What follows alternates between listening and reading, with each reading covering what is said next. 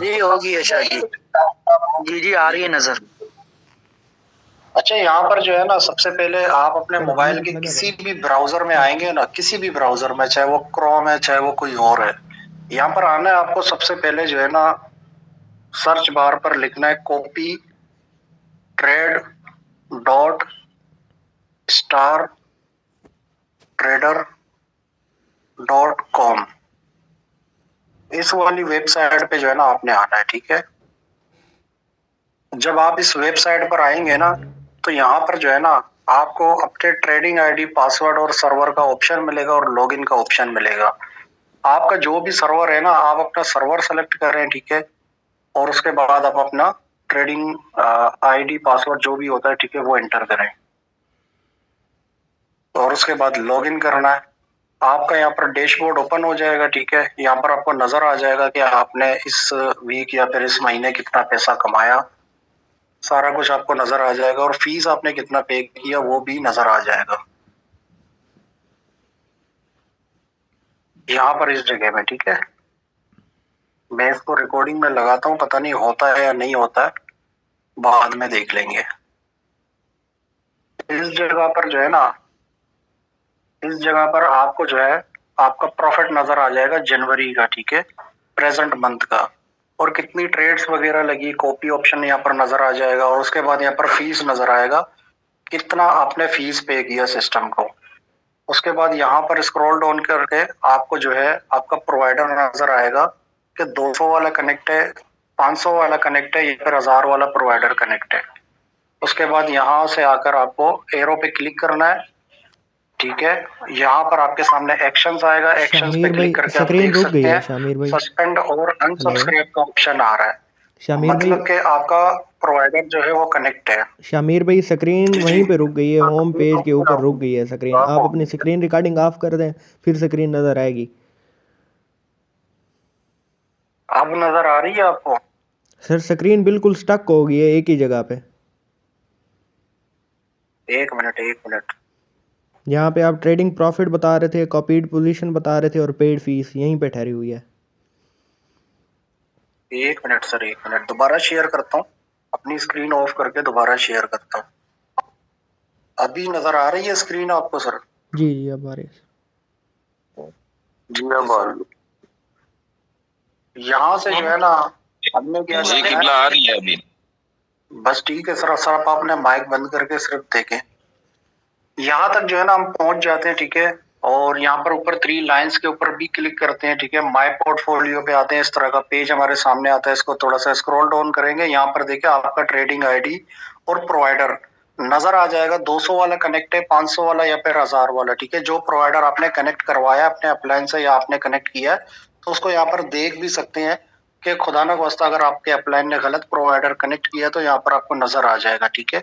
आप उसको बता सकते हैं। उसके बाद इसको स्क्रॉल साइड करके कॉर्नर पर एरो पे आएंगे। यहाँ पर आपको एक्शंस के ऊपर क्लिक करना है, आपको नजर आ जाएगा।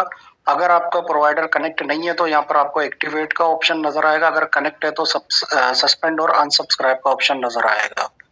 उसके बाद यहाँ पर जो है आपको आपकी ट्रेडिंग प्रॉफिट नजर आएगी, कॉपीज नजर आएंगी, कितनी कॉपीज यानी कि कितनी पोजीशन आपकी ओपन हुई है। और उसके बाद नीचे आपको फीस नजर आएगा, कितना फीस आपने पे किया है।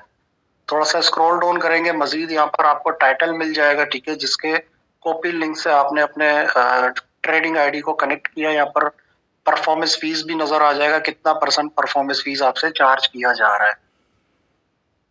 और उसके बाद यहाँ पर आपका जो है नाम आएगा, ट्रेडिंग आईडी आएगा, ठीक है। उसके बाद नीचे यहाँ पर अगेन आपको जो है आपके प्रोवाइडर का मिल जाएगा, कौन सा प्रोवाइडर कनेक्ट है।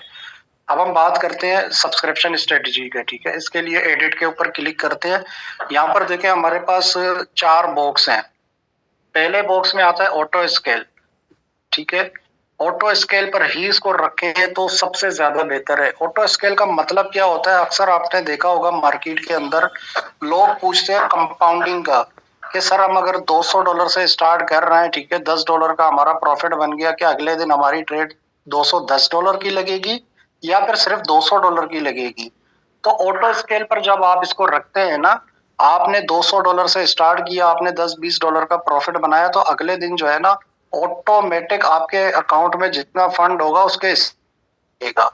चाहे आप उसमें रीडिपॉजिट करें, चाहे आप उसमें प्रॉफिट बनाएं, मतलब जितना आपका इक्विटी होगा, टोटल इक्विटी के हिसाब से आपकी ट्रेड परफॉर्म होगी ऑटो स्केल के ऊपर। उसके बाद यहाँ पर आते हैं सेकंड बॉक्स में इक्विटी और बैलेंस हमें मिलता है।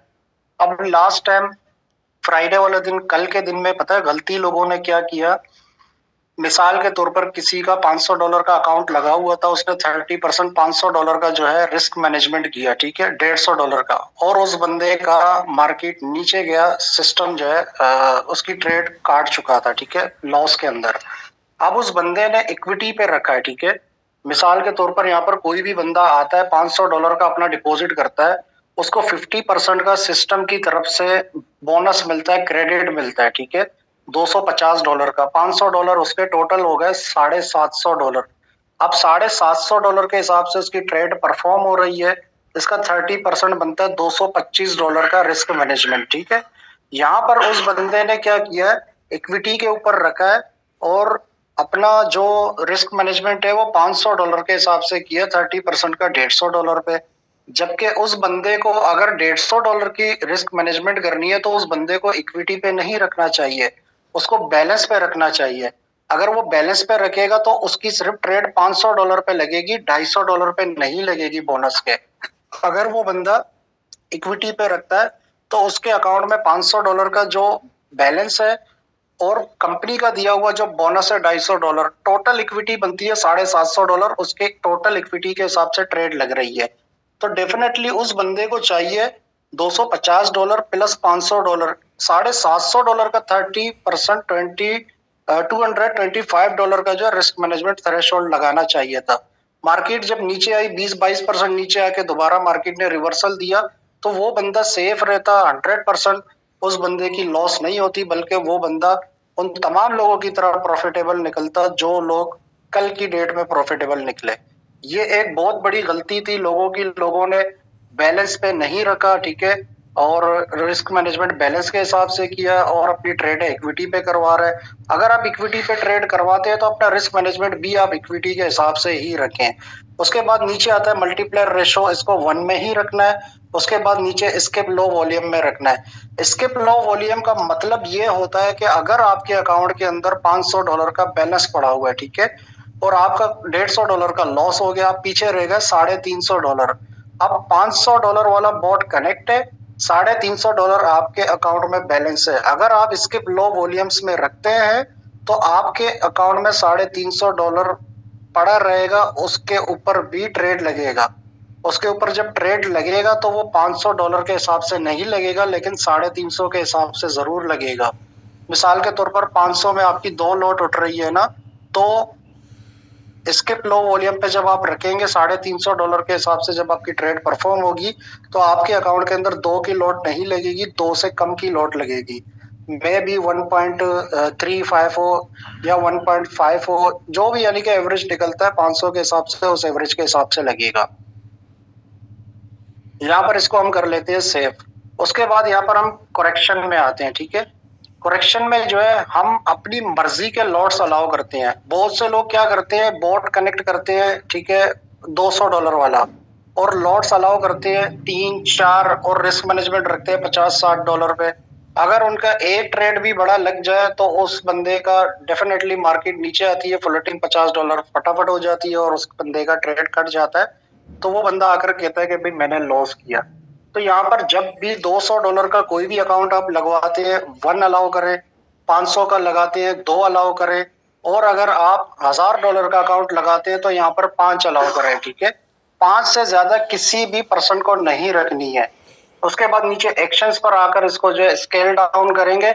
स्केल डाउन का मतलब ये होता है, अगर आपने 5 की लॉट अलाउ की है और $1000 का आपका अकाउंट है, अगर आपका सिस्टम एक्शन स्केल डाउन पर पड़ा हुआ है तो आपके अकाउंट में वो ट्रेड बोट के अकाउंट में फॉर सपोज नहीं, हाँ, बोट के अकाउंट की में जो है ना, अगर 5 से बड़ी जितनी भी लॉट लगती है आपके अकाउंट में 5 ही लगेगी, 5 से बड़ी नहीं लगेगी। मतलब आपने 5 ही अलाउ किया है। मिसाल के तौर पर आप इसको स्किप में रखते हैं, ठीक है। अब अगर बोट के अकाउंट में 6 की लॉट लगेगी तो आपके अकाउंट में 5 भी नहीं लगेगी। अगर आप इसको स्केल डाउन करते हैं अगर बोर्ड के अकाउंट में 6 की ट्रेड या फिर 6 से बड़ी ट्रेड जो भी लगेगी, आपके अकाउंट में 5 का ट्रेड जरूर ओपन होगा, और इसको जो है आपने स्केल डाउन में ही रख के सेव कर लेना है। उसके बाद यहाँ पर हम आते हैं थ्रेशोल्ड पर। हमने जैसा कि आपको बताया इक्विटी के साथ साथ यहाँ पर थ्रेशोल्ड जो है ना, ये बहुत जरूरी है। अब मेरे अकाउंट के अंदर मैं चेक करवाता हूँ आपको टोटल इक्विटी कितना है और थ्रेशोल्ड आप चेक कर ले कितना है।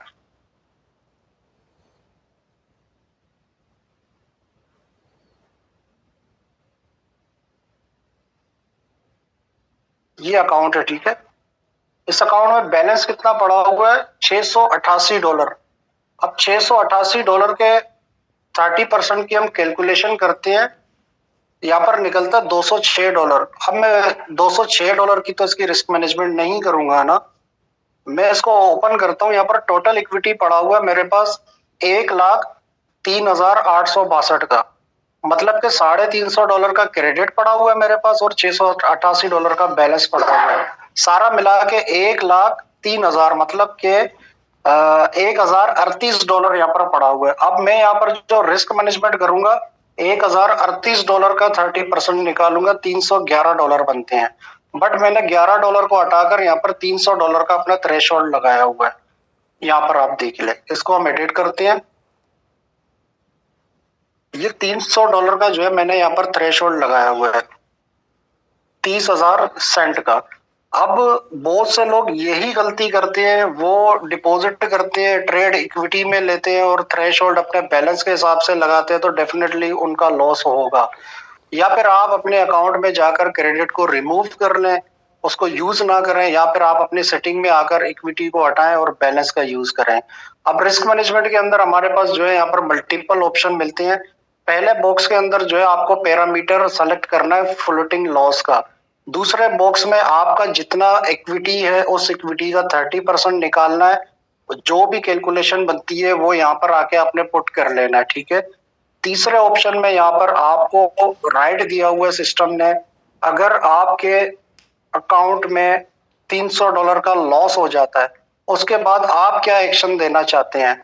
आप इस बोर्ड को अनसब्सक्राइब करना चाहते हैं, अपना बकाया $700 लेकर छुट्टी करना चाहते हैं, या फिर आप सस्पेंड करना चाहते हैं बोर्ड को, बोर्ड कोई भी ट्रेड उस दिन ना ले, अगले दिन आप एक्टिव कर लेंगे, या फिर आप इसको कीप में रखना चाहते हैं। अगर $300 बोर्ड ने लॉस करवाया तो हम इसको कीप ही रखते हैं, ताकि बोर्ड मजीद ट्रेड्स ले और हमारी जो लॉस है उसको रिकवर कर ले। उसके बाद यहाँ पर ट्रेडिंग एक्शन पर भी आपके पास ऑप्शन मौजूद है, 4 ऑप्शन मौजूद है। अगर आप चाहे तो $300 का आपके अकाउंट में लॉस हो, वो लॉस खड़ी रहे, कोई भी ट्रेड ना कटे। अगर आप चाहे तो इसको क्लोज ऑल भी कर सकते हैं, $300 की आपकी ट्रेड कट जाए सारी की सारी और बाद में जो है आपकी ट्रेड परफॉर्म हो। अगर आप चाहे तो इसको क्लोज अनप्रॉफिटेबल में भी रख सकते हैं, या फिर क्लोज ऑल अनप्रॉफिटेबल में भी रख सकते हैं। मतलब कि कुछ ट्रेडें चल रही होती है, कुछ ब्लू में होती है, कुछ रेड में। अगर आप इसको क्लोज ऑल अनप्रॉफिटेबल में रखेंगे, जो ट्रेड आपकी रेड में होगी, माइनस में होगी, वो बंद हो जाएगी, और जो ब्लू में होगा वो आपका चलता रहेगा। तो यहाँ पर हमारे पास बेस्ट ऑप्शन है क्लोज अनप्रॉफिटेबल ट्रेड।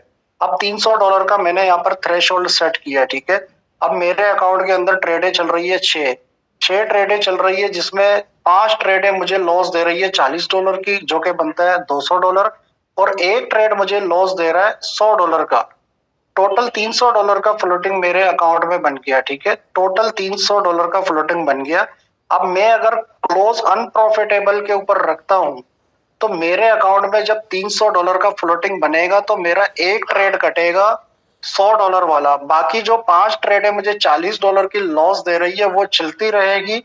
जैसे ही मार्केट रिवर्सल देती है मेरी वो ट्रेडें निकल आएंगी।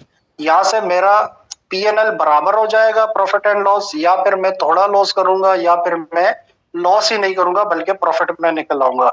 ये एक बहुत जबरदस्त सेटिंग है। ऐसी सेटिंग हमने माजी में बहुत प्रोजेक्ट किए हैं, कॉपी ट्रेडिंग के भी हमने बॉट भी यूज किए, ऐसा सेटिंग हमें कहीं भी नहीं मिला।